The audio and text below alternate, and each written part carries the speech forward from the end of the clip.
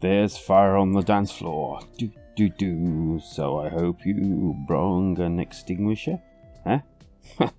Welcome to the Fire Tonight review. And so tackle your way to the like and subscribe button if you want to be kept up with my latest content, and why not come and join us in our community Discord, a link is down below. So fight fire with fire, and let's get on with the gameplay.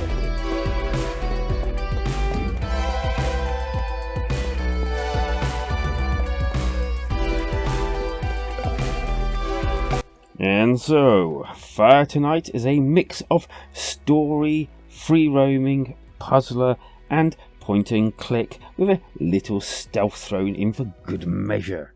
The story is generally funny, and also I find it quite entertaining too. You basically play as two characters, Maya and Devin. I'm hoping I'm pronouncing both of those correctly. But after Fire has basically cut ties between I think they're boyfriend and girlfriend, Maya finds her only source of contacting her boyfriend is by phoning him. Now, this is cut short during the actual game, and you decide to go and actually visit him instead, and so the adventure ensues. Maya is basically where the free roaming aspect of the game comes from, and also the stealth bits as well. And you also find yourself in need of finding, well, keys as well to unlock certain areas. And also you get these little like post things where you get to read little snippets and find out information about stuff.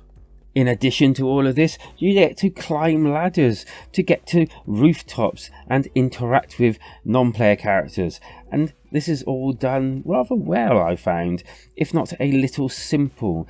In addition to all of this, you get some nice little other level type things that you can do as well, which was most appreciated and kind of like were too short for my liking. And then there's her Walkman that basically, as far as I could gather, reduced the amount of fire in certain areas.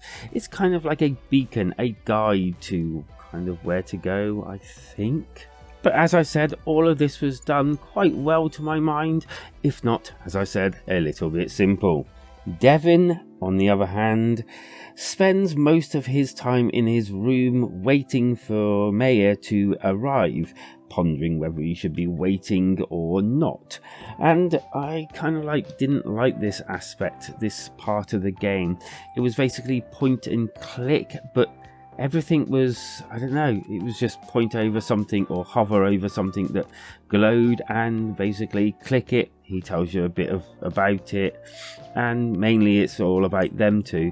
And I kind of got what they were going for, but it just didn't work with me. I don't know why, it just felt awkward and not needed, and I was just finding myself wishing that I could go back to Maya and her gameplay. I did like the fact that when you're actually playing each of these segments, you can twirl the actual world or the actual segment that you're playing in around in a circle and kind of like little bit zoom in and out. I really like that aspect of it. And it was especially useful in the Maya bits. Really, really useful. The game is quite short, possibly an hour, maximum 45 minutes maybe, and I'm glad that they've put the actual price of the game to reflect this, but it's still rather short, and I think that might put a few people off. Graphically, well, it's very nice. I like this animation style. I like the drawing style.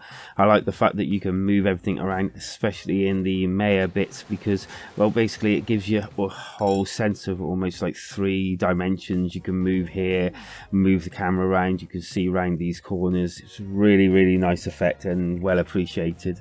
Everything was drawn really nice, including the characters, and just the set pieces were very nice as well. Audibly, no vocals, but that's more my own bugbear, and I understand why on a small budget like this game probably had, it's not really got voice acting. And the rest of the sounds are okay. There's the music, which kind of grates after a while, and then you get to switch it up with a radio kind of thing when you're with Devon later on, and that was okay. Just take another listen.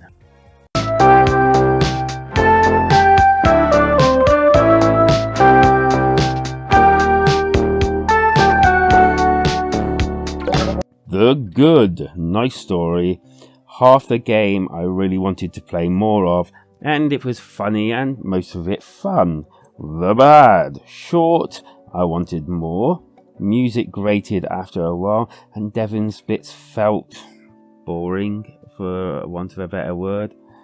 And as for the score, and whether it's going to reach the dizzy heights of the Wall of Fame, or maybe the Wall of Shame, or maybe that invisible wall of averageness. And I'm going to give Fire Tonight a 3 out of 5. It was very unfortunate. Those things that I mentioned, if there was more, or they both did sort of like explorational bits instead of the point and click, I think this would have easily scored higher. A little dabble of different music here and there wouldn't have gone amiss. And yeah, I think if they make a sequel to this and cut the point and click out completely, I think I'd be much more happier and give it a much more higher score. As I did like it, it was just those little bugbears that kind of like just spoilt it a little bit. And as for my alternative, I'm going to be suggesting Degrees of Separation. Yep, it's a 2D puzzle platformer in which duo Ember and Rhyme must use their contrasting powers to manipulate heat and cold to overcome obstacles. Yes, I just read that out of the blurb because I haven't played it, but it does look actually quite good fun. So yeah, if you got a better alternative, then let us know down below, or anything else you want to mention about Fire Tonight, then leave them down in the comments because that's where they belong. And why not hit that like and subscribe button to be kept up to date with all my latest content. You know you want to, go on. And why not come and join us in the community Discord if you want to take this conversation or any further, because life is better when we switch together.